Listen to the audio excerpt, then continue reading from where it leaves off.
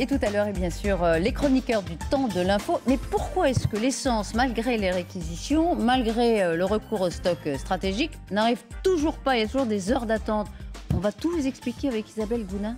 Soyez patient. Bonjour Paul Laruteau. Bonjour Lydia Martichaud. C'est l'heure de Tout est Paul. Alors avant d'accueillir notre invité qui rentre d'Ukraine, votre sujet, c'est la mobilisation sociale pour l'augmentation des salaires et la pénurie d'essence, justement, on en parlait exactement. Qui n'en finit pas. C'est dans ce contexte qu'Emmanuel Macron, hier matin, est allé au salon de l'automobile à Paris. Et vous aussi? Oui, évidemment. Le mondial de l'auto avec des belles voitures absolument partout, certaines avec des jolis logos Total Énergie. Et évidemment, le blocage de 3 raffineries Total et la pénurie d'essence qui n'en finit plus sont dans toutes les têtes, même dans celle du robot Bumblebee.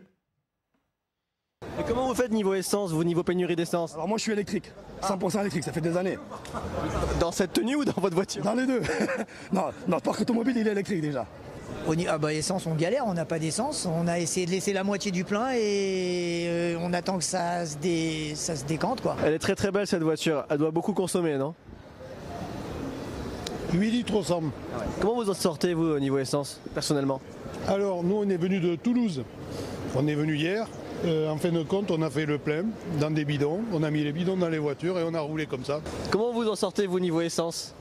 Moi j'ai pas trop ce problème, j'ai envie de te dire. Wow. Parce que moi je suis en batterie rechargeable donc ça va.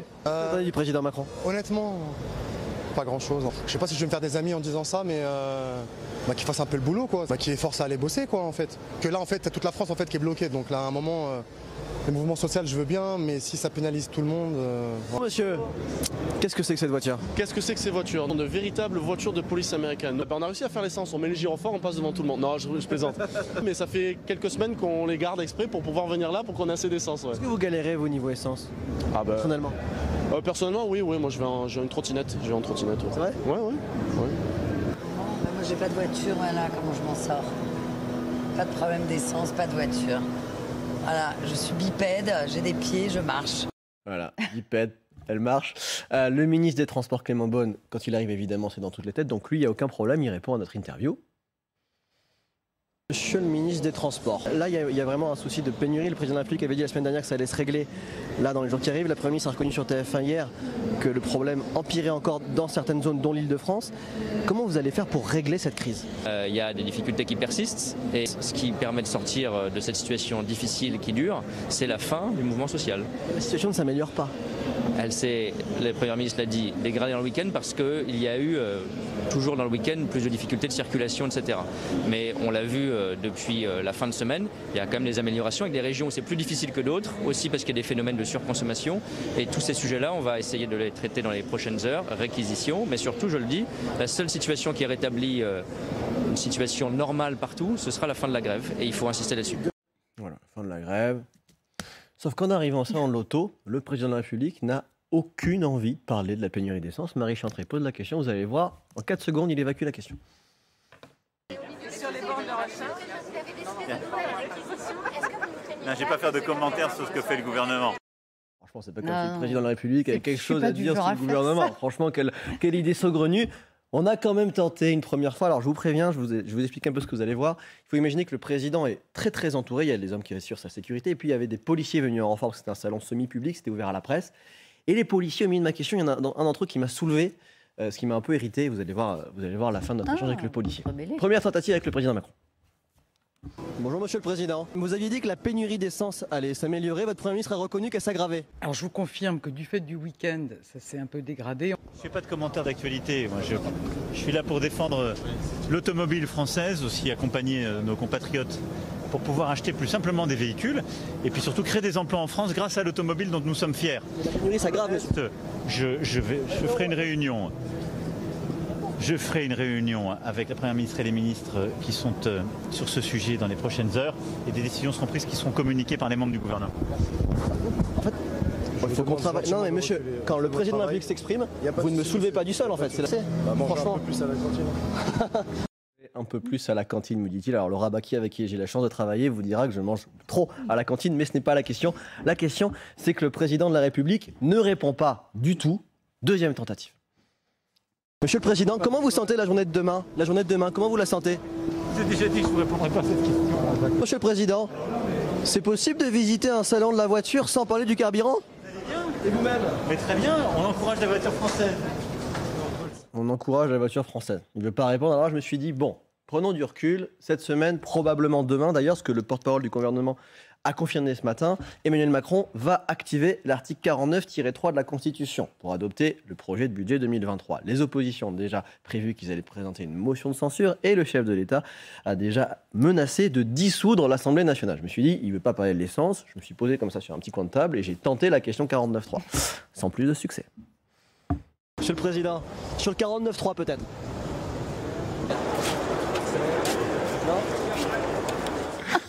Pas envie. Échec total. Ouais. Alors avec Alexis Tessier, on s'est dit, bon, on est en échec, mais on est au salon de l'auto, donc on va essayer d'apprendre comment bien faire briller le capot d'une voiture. Ah bah voilà. On a parlé à un monsieur... Rien ne se perd, tout se transforme. Sans montage, sans trucage, on a eu un invité surprise. Bonjour, vous polichez pour la visite du président? Alors non, là en fait, si vous voulez, vous avez sur l'étagère tous les produits qu'il faut pour nettoyer un véhicule. Et comment vous faites niveau essence, vous? Et nous on nettoie sans eau. En fait, donc c'est des lingettes qui sont alvéolées. Les alvéoles sont tissées comme la coquille d'un escargot et c'est par l'intermédiaire de ces alvéoles que je vais récupérer la salissure sur le support. Vous ne me parlez pas, monsieur le Président, je parle salissure. 100% fabrication française. Très bien. Il ne repart pas sans vous en acheter quelques-uns, monsieur. C'est bien noté, monsieur le Président. La seule condition que vous me parliez de la pénurie de l'essence, alors. Vous ne lâchez pas. La seule condition que vous me parliez de la pénurie de l'essence, alors. Ah non, mais je ne ferai pas de commentaires. Je suis là pour le salon de l'automobile. On est aux côtés, je veux que ça se règle le plus vite possible. Moi, surtout, je suis aux côtés de tous nos compatriotes qui galèrent et qui en ont assez de cette situation. Donc voilà, je veux simplement leur dire qu'on va continuer de faire le maximum. La crise s'aggrave, monsieur le Président. Donc il répond. Il finit par répondre. C'est un début. La grise s'aggrave. Je lui dis, il regarde un autre objet, il fait oh, qu'est-ce que c'est ça? Précisons quand même qu'après le salon de l'auto, le président de la République a réuni une réunion hier à l'Élysée, après laquelle on a appris que les préfets avaient pour désormais mission d'acheminer le pétrole vers les stations-service, ce qui ne veut pas dire grand-chose. Hier, le ministère communique sur 28,1% de pompes impactées. En clair, ça se maintient vraiment pas bien. Le singe, vous vous souvenez de l'expression que nous a expliqué Julien Arnaud? Le singe, il est plus que jamais sur l'épaule du président de la République. En tout cas, ne lui posez pas de questions et il vient finalement. C'est ça, à la fin. C'est ça la leçon. C'est pas tout à fait ce qu'on enseigne dans les écoles de journalisme, mais ça peut être en tout cas une petite ruse que vous avez utilisée et c'était bien. Merci beaucoup, Paul. On va passer à l'Ukraine, bien sûr. Revenir à ce dossier plus dense que jamais. Notre invité, c'est Charles d'Anjou. Bonjour à vous, Charles d'Anjou, soyez le bienvenu. Vous êtes co-auteur du livre Mariupol. Voilà, venez, attention à la marche, asseyez-vous en face de Paulin Autoroux. Votre livre, Mariupol sur les routes de l'enfer, coécrit avec notre consoeur de TF1, bien sûr, Lise Ramboudou. C'est à vous. Merci beaucoup d'être là. Vous avez été pour LCI et TF1 avec Lise Ramboudou, la seule équipe d'occidentaux dans Mariupol. Voici donc vos carnets de guerre. Alors, avant de parler évidemment de Mariupol, vous êtes ce qu'on appelle un fixeur. Vous avez rencontré donc Lise Ramboudou en 2011 en Libye. Vous travaillez à Moscou depuis 15 ans, vous parlez russe. Et vous êtes, alors je ne comprends pas, conseiller des sociétés européennes implantées en Russie dans leurs problématiques de sécurité et de compliance. Je ne comprends pas le mot que je viens de prononcer. C'est quoi le compliance? Oui, j'ai commencé en 2006 à travailler à Moscou, mais pas seulement, parce que je traitais aussi de problématiques sur l'Ukraine et en Asie centrale. Et donc ma thématique, mon expertise, c'est sur les questions de sécurité et de lutte anticorruption et anti-blanchiment. Et ce qu'on appelle la compliance, en fait, c'est toutes les mesures de vérification, de due diligence, c'est le terme anglais, qui permettent de vérifier que, par exemple, eh bien, une société avec laquelle un client français souhaitait faire affaire n'avait pas de problématique de blanchiment d'argent, etc. Je crois que j'ai compris. Là, une des images de hier, de ce matin encore une fois, c'est cet avion militaire russe Su-34 qui s'est écrasé dans un quartier habité de Iyevsk en Russie, tout à côté de l'Ukraine. On voit donc ce gigantesque incendie qui a fait au moins 13 morts. Donc on sait que les accidents d'avions militaires sont relativement courants. Vous-même, vous avez vécu près de Donetsk un bombardement. Est-ce que vous pouvez commenter avec nous ces images? C'est quoi, d'après vous, cet avion qui s'est écrasé? Comment vous expliquez? Quelle est votre analyse de la situation? L'avion, disons que le territoire russe, c'est effectivement, là, ça paraît apparemment un accident, mais on a en fait assez peu d'éléments. Ensuite, l'avion devait être bourré de kérosène, et donc quand il s'est écrasé, les réservoirs étaient pleins, et il y a eu effectivement vraisemblablement l'avion et les alentours ont pris feu, quoi. C'est quelque chose. D'ailleurs, sur les bombardements, ce qu'on observait à Donetsk souvent, c'est que, à Mariupol aussi, c'est que quand il y a des bombardements, même avec des missiles de calibre qui ne sont pas très importants, eh bien souvent les appartements, les maisons brûlent. C'est la suite logique. Une autre nouveauté dont on parle énormément, ce sont les drones, l'utilisation des Russes de ces drones souvent iraniens. On a vu hier notamment des coups de feu pour arrêter ces drones, souvent sans succès, ils vont tellement vite qu'ils s'écrasent quand même. Vous qui êtes vraiment allé sur le front, vous avez vu, enfin surtout entendu, des drones de reconnaissance, mais plutôt utilisés par les Ukrainiens. Vous pouvez nous parler de cette guerre des drones sur le terrain ? Oui, en fait, vous avez raison, c'est une guerre de drones, c'est-à-dire que ce qui n'existait pas encore il y a quelques années, c'est-à-dire que aujourd'hui, les deux armées s'observent et je dirais pour savoir où elles doivent frapper et à quel moment, c'est surtout le cas pour l'artillerie, eh bien ils envoient des drones d'observation ou des drones d'attaque, des drones kamikazes. Alors les Ukrainiens étaient très bien pourvus en drones puisque la Turquie et Israël les fournissent depuis le début du conflit en drones d'attaque, en drones d'observation et en drones kamikazes. Et c'était le point faible des Russes, c'était qu'ils n'avaient pas de drones. C'est pour ça qu'ils ont fait appel aux Iraniens. Voilà, les drones qu'on trouvait du côté russe, c'était des drones d'observation achetés dans des supermarchés, pour faire court. Et effectivement, là, ça change un peu la donne. Parce là, on que, le voit. C'est ce drone-là, le drone exactement, iranien. les Shahed, oui. Et effectivement, là, les Russes sont... Oui. Les Russes sont en train de combler un retard qu'ils avaient pris, qui était très handicapant, et ils sont maintenant fournis par les Iraniens en drones kamikazes et en drones d'attaque. On va regarder ensemble un de vos reportages. On est donc, je vous l'ai dit, à Mariupol. Vous étiez à ce moment-là la seule équipe occidentale dans Mariupol. On est le 29 mars, je vous préviens. Ces images sont très difficiles. Une atmosphère de fin du monde. Nous pénétrons dans ce quartier de Mariupol, complètement défiguré par les frappes. Des corps gisent encore au sol. Les combats viennent tout juste de s'arrêter. Tout à coup, devant nous, une famille se presse. Ils fuyaient le centre-ville et ont traversé une zone de tir. Trop de peur pour cette grand-mère sur son fauteuil. Elle meurt devant nous d'un arrêt cardiaque. Maman. Calme-toi. C'est évidemment terrible. Vous m'avez dit pendant la publicité que vous vous souveniez particulièrement de ce moment. Vous pouvez partager avec nous vos souvenirs ? Oui, en fait, à l'endroit où on est, c'est l'entrée est de Mariupol. Et il y a effectivement beaucoup de quartiers sont sous le tir croisé des Russes et des Ukrainiens, puisque les Ukrainiens sont à ce moment-là retranchés quasiment dans Azovstal, mais ils continuent à tirer. Ils sont encore pourvus d'artillerie lourde et de chars dans le périmètre d'Azovstal, et donc il y a des échanges de tirs. Et là, c'est ce qu'on a vu souvent, c'est-à-dire qu'il y a beaucoup d'habitants de Mariupol qui étaient restés coincés dans leur cave, tout simplement parce qu'ils n'avaient pas pu évacuer, ou ils avaient pensé qu'ils pourraient rester tant bien que mal chez eux. Et là, effectivement, cette famille part de chez elle. On ne sait pas bien où elle habitait, mais c'est certainement à 1 ou 2 kilomètres. Et ils font le voyage à pied en emportant tout ce qu'ils pouvaient. Et puis, quand on voit arriver cette famille, on voit que la grand-mère est poussée par son gendre sur un fauteuil roulant. Et on voit tout de suite, vous savez, il y a le masque de la mort, en fait. On comprend tout de suite qu'elle est décédée. Sauf que la famille... Oui, certainement d'un arrêt cardiaque, parce qu'effectivement, c'est très traumatisant. Il faut imaginer des jours et des jours sous les tirs, dans des conditions exécrables. Et donc, ce qui est effectivement, cette scène est choquante, parce que la famille se rend compte, sous l'œil de la caméra de TF1, que la grand-mère vient de décéder. Vous étiez donc plutôt côté russe. Et ce qui est intéressant aussi dans la guerre de communication, la guerre tout court évidemment entre l'Ukraine et la Russie, c'est les fameuses listes noires. Et Lizron Boudoul et son collègue à l'image, Gilles Parot, ont été inscrits par les Ukrainiens sur ce qu'on appelle la liste Mirosvoret. Mirosvoret, je ne sais pas si je l'ai bien prononcé. Oui, c'est ça, oui. De quoi s'agit-il ? En fait, Mirosvoret, c'est une ONG qui est quasiment gouvernementale et qui en fait recense les personnalités qu'ils considèrent comme pro-russes. Donc vous avez par exemple Ségolène Royal ou Jean-Luc Mélenchon, j'ai regardé il y a une semaine, qui sont inscrits. Et puis vous avez Lizron Boudoul et Gilles Parot depuis en fait le 8 février, je crois, si je ne me trompe pas. Oui, donc avant la guerre. Voilà, ça arrive très vite. Parce qu'on arrive à Donetsk pour faire un reportage sur la vie des populations locales, comprendre un peu pourquoi ces populations ont fait sécession avec l'Ukraine. Et donc, on n'a pas du tout idée qu'il y aura effectivement le déclenchement de la guerre le 24 février. Et après le premier reportage, eh bien, vos deux confrères sont placés sur cette liste noire. Alors, ce n'est pas une liste du gouvernement, mais il y a assez peu de chances qui puissent entrer sur le territoire ukrainien. Impossible de couvrir les deux côtés.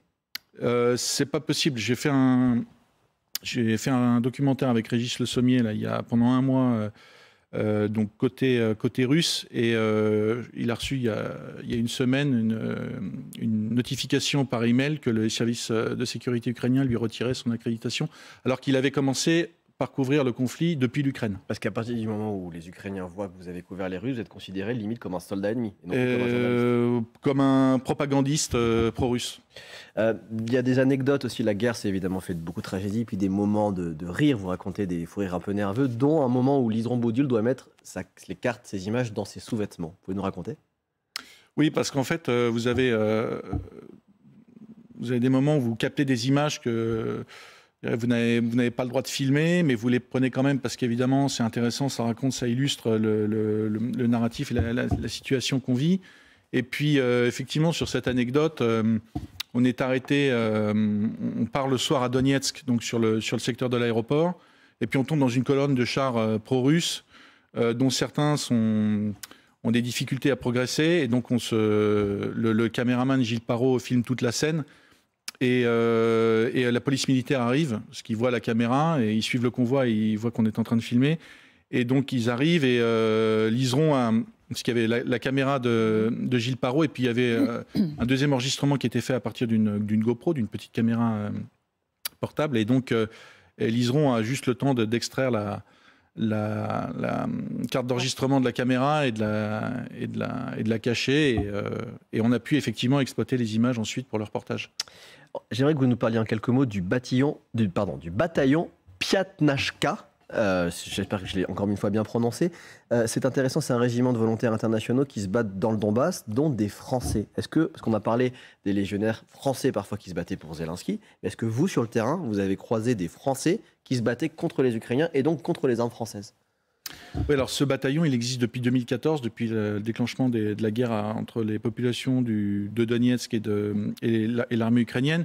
Et effectivement, il regroupe en majorité des volontaires qui sont de Russie, notamment du Caucase, d'Abkhazie, d'Ossétie et du Daghestan, mais pas seulement. Et effectivement, il y a eu quelques Français. Aujourd'hui, je crois qu'il en reste qu'un. C'est un Breton, ancien officier de l'armée française, qui était sniper dans l'unité, qui a perdu son bras en 2019 dans une tranchée en percutant un engin explosif envoyé par les Ukrainiens. Donc honnêtement, il y a peu de volontaires français côté pro-russe. Il y en a quelques-uns, mais je crois que c'est incomparable avec le nombre de volontaires français qui se battent côté ukrainien. Une autre anecdote qui m'a marqué dans votre livre, vous êtes à un checkpoint, donc il y en a vraiment beaucoup partout dans le pays, et vous racontez à certains moments que les Russes font se déshabiller les hommes qui montent leurs épaules. Pourquoi? Parce que je vous laisse raconter. Pourquoi ils regardent les bleus? Oui, alors ça, c'est à l'entrée de Mariupol. Au moment où on arrive et on est témoin de la scène, il y a beaucoup d'habitants qui sortent de Mariupol en accrochant des drapeaux blancs à leur voiture, etc. Et une des missions des militaires russes qui sont à cet emplacement, c'est de filtrer et de procéder à des contrôles pour éviter que des combattants ukrainiens ne s'infiltrent dans les colonnes de véhicules de réfugiés et qu'ils puissent sortir de Mariupol. Et donc, évidemment, je dirais, tout le monde est habillé en civil, mais un des signes de reconnaissance pour les Russes des combattants ukrainiens, c'est les tatouages, parce que les tatouages sont assez répandus dans l'armée ukrainienne et dans l'armée russe d'ailleurs. Et donc, pour eux, c'est un signe d'appartenance à une unité militaire. Et donc, ils faisaient se déshabiller les hommes, et parfois ils trouvaient rien, parfois ils trouvaient des tatouages suspects. Et donc, les hommes étaient emmenés dans des autobus pour être interrogés. Mariupol, sur les routes de l'enfer, Liseron Boudiul, avec vous, Charles d'Anjou. Merci beaucoup. Merci. Merci d'avoir été l'invité de Tout est Paul aujourd'hui. Dans un instant, les chroniqueurs. Comment se fait-il qu'il n'y ait pas un peu plus d'essence qui arrive dans les stations? Certaines, ça va mieux, mais certaines, ça ne va pas du tout mieux. Et pourtant, il y a des réquisitions, il y a un recours au stock stratégique. Eh bien, Isabelle Gounat va nous dire exactement quel est le cheminement qui explique que ça n'arrive toujours pas. À tout de suite.